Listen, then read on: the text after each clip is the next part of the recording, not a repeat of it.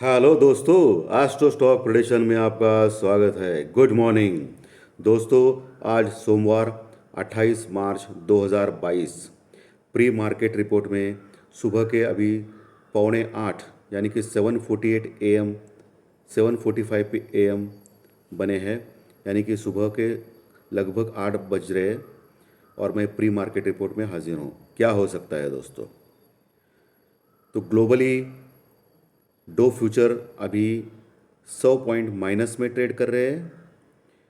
Asian market, Japan और Hong Kong का market specially negative trade कर रहे हैं। डो फ्यूचर तो ऑलरेडी मैंने बोला कि निगेटिव ट्रेड कर रहा है, माइनस में ट्रेड कर रहा है। यूरोपियन फ्यूचर्स भी माइनस में है। क्रूड ऑयल प्राइसेस 115 से 120 के बीच में घूम रहे हैं, यानी कि कंसोलिडेशन चल रहा है। लगभग 100 के पास आया तो ही हमको अच्छा है दोस्तों। जब तक ये 115 120 के आसपास रहेंगे तब तक इंडियन इकोनॉमी के लिए डेंजरस चीज़ है।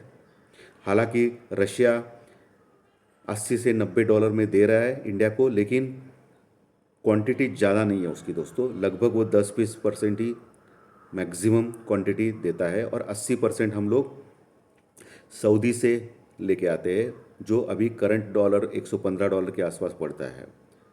तो हमारी इकोनॉमी के लिए बहुत ही डेंजरस चीज़ है। और हर दिन पेट्रोल और डीजल के प्राइसेस बढ़ रहे हैं, लेकिन छोटी मात्रा में बढ़ रहे हैं, 80 पैसे ₹1 ऐसा, लेकिन बढ़ रहे तो इसका इन्फ्लेशन के ऊपर बुरा असर हो रहा है।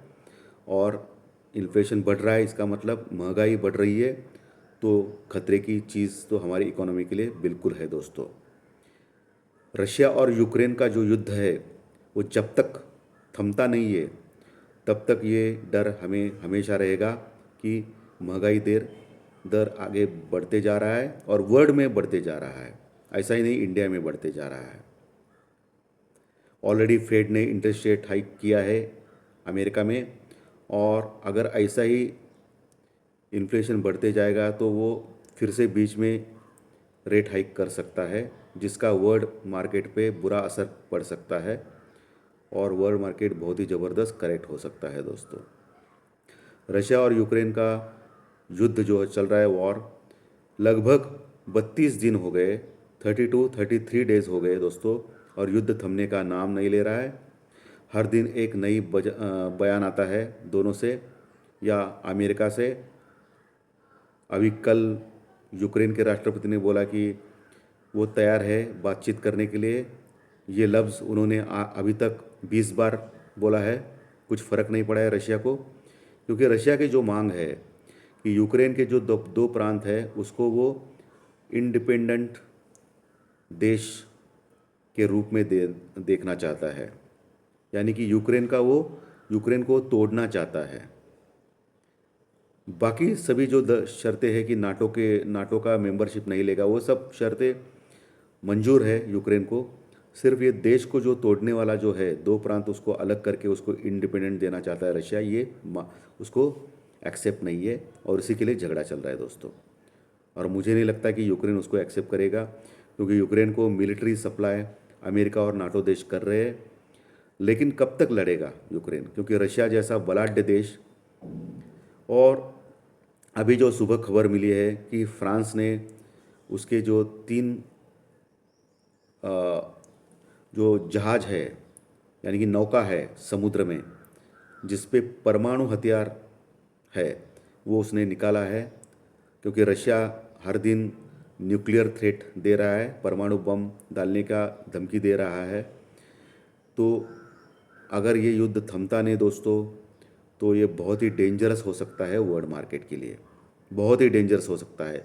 अगर ये बाकी देश इसमें इन्वॉल्व हो गए, थर्ड वॉर हो गया, तो हमारा जो वर्ल्ड है वो लगभग 200-300 साल पीछे जाएगा। ये ध्यान में रखिए, क्योंकि ये बड़े देशों को मालूम है ये इतना डेंजरस हो सकता है, लेकिन कोई सुनने को तैयार नहीं है। ये बहुत ही डेंजरस चीज़ है। पुट कॉल रेशो शुक्रवार के दिन जो क्लोजिंग हो गया उस समय 0.94 था। ये बहुत ही अच्छी बात है, कोई प्रॉब्लम नहीं है। एक के नीचे होना अच्छी बात है बुल्स के लिए। और दूसरा अच्छी बात है बुल्स के लिए इंडिया विक्स 23.50 यानी कि 3% से गिर गया फ्राइडे के दिन। ये भी अच्छी बात है बुल्स के लिए। तो ये बुल्स के लिए हमारा टेक्निकल चार्ट्स के ऊपर अच्छी बात है। और 200 EMA जब तक हम लोग होल्ड कर रहे हैं 17,000 के ऊपर, तब तक हमारा मार्केट टेक्निकल चार्ट्स के ऊपर स्ट्रांग ही है। अगर हम लोग 16,950 का लेवल तोड़ते हैं तभी वीकनेस बढ़ सकता है। और आखिर का जो सपोर्ट है निफ्टी में 16,800, वो सबसे इम्पॉर्टेंट है। अगर 16,800 टूटता है तो हम लोग फिर से 16,000 के दर्शन कर सकते हैं। प्रॉपर हेजिंग और प्रॉपर स्टॉप लॉस, यही अभी आंसर है दोस्तों। अनसर्टेनिटी बहुत है वर्ल्ड मार्केट में। ऊपर 17,150 के ऊपर क्लोज हो गया निफ्टी फ्राइडे के दिन। ऊपर 17,250 का एक स्ट्रॉन्ग रेजिस्टेंस, उसके ऊपर 17,350, 17,450 और 17,550 ये स्ट्रॉन्ग रेजिस्टेंस रह सकते हैं निफ्टी में। बैंक निफ्टी में दोस्तों 35,400 के ऊपर क्लोज हो गया। पहला सपोर्ट 35,200 के आसपास है, दूसरा सपोर्ट 35,000, तीसरा सपोर्ट 36,700 सॉरी 34,700 और चौथा सपोर्ट 34,500 नीचे। ऊपर कहाँ तक जा सकता है बैंक निफ्टी? 35,550 का एक स्ट्रॉन्ग रेजिस्टेंस रहेगा बैंक निफ्टी को, क्योंकि 35,400 के ऊपर क्लोज हो गया है फ्राइडे के दिन। 35,550, उसके ऊपर 35,850, उसके बाद 36,100, उसके बाद 36,250। ये रेजिस्टेंस हो सकते हैं बैंक निफ्टी में। दोस्तों एफआई और डीआई के फिगर्स क्या है उसके पहले चैनल के डिस्क्रिप्शन बॉक्स में बिलो द टाइटल डिस्क्लेमर रखा है, उसको कृपया पढ़िए जानिए। एज पर डिस्क्लेमर, ये एजुकेशनल प्रोग्राम है। इसके तहत जो भी मैं बोलता हूँ ये मेरी पर्सनल राय है, मेरी खुद की राय है। आपके प्रॉफिट या लॉस, लाभ या हानि के लिए मैं और मेरा चैनल जिम्मेदार नहीं रहेंगे, रिस्पॉन्सिबल नहीं रहेंगे। ये प्लीज़ नोट करके रखिए। तो चलिए, तो एफआई और डीआई के फिगर्स क्या है? एफआई ने लगभग 1,500 करोड़ का माल बेचा था फ्राइडे के दिन, यानी कि फिर से सेलिंग पे उतर आई है एफआई। और डीआई ने लगभग 1,400 करोड़ का माल खरीदा है, तो लगभग 0-0 है। तो हमारा मार्केट भी फ्लैट क्लोज हो गया। अभी एसजीएक्स निफ्टी फ्लैट दिखा रहा है, टोटली फ्लैट है। हमारा एसजीएक्स निफ्टी में कोई मूवमेंट दिख रहा नहीं, वही लेवल पे दिख रहा है। एशियन मार्केट माइनस, दो फ्यूचर माइनस, ये तो ऑलरेडी मैंने बोला है। इंडिया विक्स बोला है, पुट कॉल रेशो फेवरेबल है। लेकिन एक प्रॉब्लम है, एडवांस्ड डिक्लाइन रेशो, जो मार्केट का ब्रेड्थ बोला जाता है, वो ख़राब है दोस्तों। एडवांस यानी कि ऊपर चढ़े हुए शेयर्स कम है, नीचे गिरने वाले शेयर्स ज़्यादा थे शुक्रवार के दिन। सिर्फ रिलायंस की वजह से मार्केट टिक पाया दोस्तों। अगर रिलायंस सपोर्ट नहीं देता था तो मार्केट बहुत ही ज़बरदस्त गिर सकता था शुक्रवार के दिन। लेकिन रिलायंस की वजह से ऑलमोस्ट फ्लैट क्लोज हो गया शुक्रवार के दिन मार्केट दोस्तों। लेकिन हर दिन तो रिलायंस नहीं आएगा ना, क्योंकि क्रूड ऑयल प्राइसेस भी कंसोलिडेट कर रहे हैं, इतना बढ़ रहे नहीं और इतना कम भी नहीं हो रहे हैं। तो हर दिन कौन आएगा? तो आपको अभी ध्यान देना है सिर्फ हेजिंग के ऊपर और प्रॉपर स्टॉप लॉस के ऊपर दोस्तों, नहीं तो प्रॉब्लम आ सकती है, ये ध्यान में रखिए। क्योंकि एफआई भी कंटिन्यूस बेच रहे हैं। अभी मार्च महीना ख़त्म होने के लिए सिर्फ 4 दिन बचे हैं। मंथली एक्सपायरी नज़दीक आ गई है दोस्तों इस गुरुवार को, यानी कि 4 ही दिन बचे हैं। और एफआई का जो सेलिंग है वो बढ़ते जा सकता है आज से। सो मार्केट नीचे जा सकता है। सिर्फ आपको 16,800 या 17,000 का लेवल इम्पॉर्टेंट रहेगा निफ्टी को। अगर वो निकल गया तो फिर 16,000 के दर्शन बहुत ही जल्दी आ सकते हैं दोस्तों।